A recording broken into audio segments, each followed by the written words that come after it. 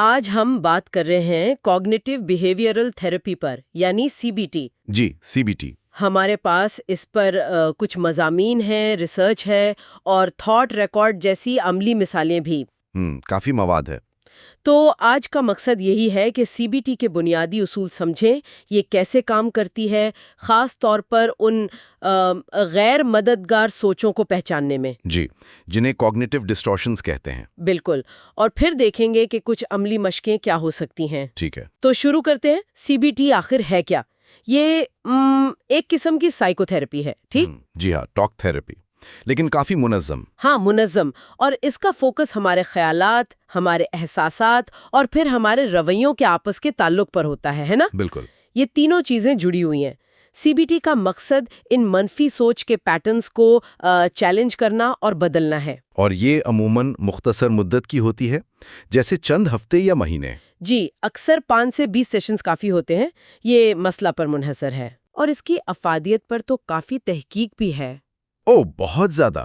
ایک بہت بڑا میٹا انالیسس تھا 269 سٹڈیز کا۔ اچھا۔ جس نے دکھایا کہ یہ پریشانی، ڈپریشن، ایٹنگ ڈس آرڈرز، تناؤ، کئی چیزوں میں بہت مؤثر ہے۔ واو! یہ صرف علامات کم نہیں کرتی، بلکہ یہ کیا کہتے ہیں، کوپنگ سکل سکھاتی ہے۔ یعنی مسائل سے نمٹنے کی صلاحیت؟ جی بالکل، تاکہ لوگ خود اپنے مسائل بہتر طریقے سے ہینڈل کر سکیں، مستقبل میں بھی۔ ایک طرح سے یہ ذہن کے لیے ٹریننگ ہے۔ یہ دلچسپ ہے۔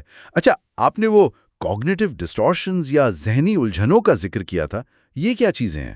ہاں، یہ CBT کا ایک مرکزی تصور ہے۔ یہ سوچنے کے وہ عام انداز ہیں جو اکثر حقیقت سے ہٹ کر ہوتے ہیں اور غیر مددگار ثابت ہوتے ہیں۔ جیسے کوئی مثال؟ جیسے سب یا کچھ نہیں سوچ، یعنی ہر چیز یا تو مکمل اچھی ہے یا مکمل بری، کوئی درمیان کا راستہ نہیں ہوتا۔ اچھا، سیاہ و سفید سوچ، بالکل۔ یا پھر نتیجہ پر پہنچنا، مطلب بغیر ثبوت کے فرض کر لینا کہ کچھ برا ہوگا یا کوئی آپ کے بارے میں منفی سوچ رہا ہے۔ مائنڈ ریڈنگ جیسی؟ جی، مائنڈ ریڈنگ یا قسمت کا حال بتانا۔ ایک اور ہے کیٹاسٹروفائزنگ، یعنی چھوٹی سی بات کو بہت بڑا بنا دینا، یہ سوچنا کہ بدترین نتیجہ نکلے گا۔ اور چاہیے والے بیانات بھی ہوتے ہیں؟ جی ہاں، شوڈ سٹیٹمنٹس، اپنے لیے یا دوسروں کے لیے سخت اصول بنا لینا کہ چیزیں ایسی ہی ہونی چاہیے، اور اگر نہ ہو تو پریشان ہو جانا۔ تو ان کو پہچاننا کیوں ضروری ہے؟ کیونکہ یہی الجھنیں اکثر ہمارے منفی جذبات جیسے غصہ، اداسی، پریشانی کو بڑھا دیتی ہیں۔ اچھا۔ CBT کا بنیادی آئیڈیا یہی ہے کہ اکثر حالات خود مسئلہ نہیں ہوتے، بلکہ ان حالات پر ہمارا رد عمل جو ان سوچوں سے بنتا ہے وہ تکلیف دیتا ہے۔ صحیح، تو ان کو پہچان لیا، پھر کیا CBT عملی طور پر کیسے مدد کرتی ہے؟ پہچاننا پہلا قدم ہے، اس کے بعد عملی مشقیں آتی ہیں۔ اچھا؟ جی، کچھ سادہ چیزیں ہیں جیسے پروگریسو مسل ریلیکسیشن۔ وہ کیا ہے؟ اس میں آپ جسم کے مختلف پٹھوں کو باری باری ٹائٹ کرتے ہیں اور پھر ڈھیلا چھوڑتے ہیں۔ اس سے جسمانی تناؤ کم ہوتا ہے۔ پھر مائنڈفلنس میڈیٹیشن ہے، یعنی موجودہ لمحے پر توجہ دینا، سانس کی مشقیں۔ یہ دماغ کو پرسکون کرنے میں مدد دیتی ہیں۔ اور منفی خیالات کو چیلنج کرنے کے لیے؟ اس کے لیے تھاٹ ریکارڈ ایک بہت مؤثر ٹول ہے۔ Thought record? یہ کیسے کام کرتا ہے؟ یہ ایک طرح کا چارٹ یا ڈائری سمجھ لیں۔ اس میں آپ لکھتے ہیں صورتحال کیا تھی، آپ کا پہلا خیال یا سوچ کیا آئی، اس وقت احساسات کیا تھے اور کتنے شدید تھے۔ ٹھیک ہے۔ پھر آپ اس منفی سوچ کے حق میں کیا ثبوت ہیں وہ لکھتے ہیں، اور اس کے خلاف کیا ثبوت ہیں وہ بھی لکھتے ہیں۔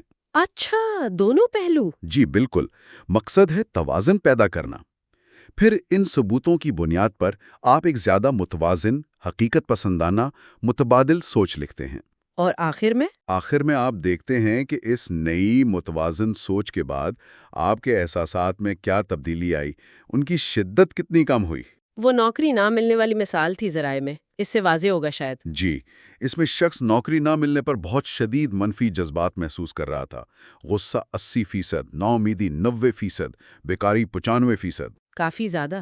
ہاں، لیکن تھاٹ ریکارڈ میں جب اس نے ثبوت دیکھے کہ انٹرویو اچھا ہوا تھا، ماضی میں کامیابیاں ملی تھی، ہو سکتا ہے کوئی اور زیادہ اہل امیدوار تھا، تو وہ اس نتیجے پر پہنچا کہ میں مایوس ضرور ہوں، لیکن یہ دنیا کا خاتمہ نہیں، اور یہ میری پوری قابلیت کی عکاسی نہیں کرتا۔ تو اس سے فرق پڑا؟ بالکل، اس متبادل سوچ کے بعد اس کی مایوسی کم ہو کر صرف 20% رہ گئی۔ غصہ اور بیکاری کا احساس تقریباً ختم ہو گیا۔ زبردست، یہ تو واقعی عملی چیز ہے۔ جی، مقصد زبردستی مثبت سوچنا نہیں، بلکہ حقیقت پسندانہ متوازن سوچ پیدا کرنا ہے۔ لیکن کیا سی بی ٹی ہر ایک کے لیے کام کرتی ہے یا ہر مسئلے کے لیے؟ کوئی حدود ہے اس کی؟ دیکھیں، یہ بہت وسیع پیمانے پر مؤثر ہے۔ ڈپریشن، پریشانی، او سی ڈی کے لیے تو اسے گولڈ سٹینڈرڈ مانا جاتا ہے۔ لیکن شاید بہت گہرے جذباتی صدمے ہوں یا شیزوفرینیا جیسی شدید ذہنی بیماریاں ہوں تو وہاں اکیلے سی بی ٹی کافی نہ ہو۔ اچھا۔ وہاں اسے اکثر دوسری تھیراپیز یا دواؤں کے ساتھ ملا کر استعمال کیا جاتا ہے۔ اور یہ بھی ضروری ہے کہ انسان خود کوشش کرے، ہے نا؟ یہ خود بخود نہیں ہو جاتا۔ بالکل، کلائنٹ کی موٹیویشن، اس کی مشق کرنے کی آمادگی، یہ بہت اہم ہے۔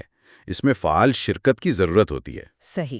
تو خلاصہ یہ ہوا کہ سی بی ٹی ہمیں اپنے سوچنے کے انداز کو سمجھنے اور تبدیل کرنے کا ایک فریم ورک دیتی ہے۔ جی، جو پھر ہمارے احساسات اور ہمارے اعمال پر اثر انداز ہوتا ہے۔ ذہنی الجھنوں کو پہچاننے سے لے کر تھاٹ ریکارڈ جیسی عملی مشقوں تک یہ ایک فعال عمل ہے۔ بالکل، اور آج کی گفتگو کے اختتام پر شاید ایک سوال سامعین کے لیے چھوڑا جا سکتا ہے جی، کہ اگر آپ صرف اپنے سوچنے کے انداز پر زیادہ توجہ دینا شروع کر دیں، شعوری طور پر بغیر کسی باقاعدہ ریکارڈ کے بھی، تو یہ خود آگاہی آپ کے اگلے چیلنج کا سامنا کرنے کے انداز کو کیسے بدل سکتی ہے؟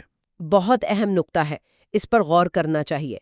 اسی کے ساتھ آج کی گفتگو یہیں ختم کرتے ہیں۔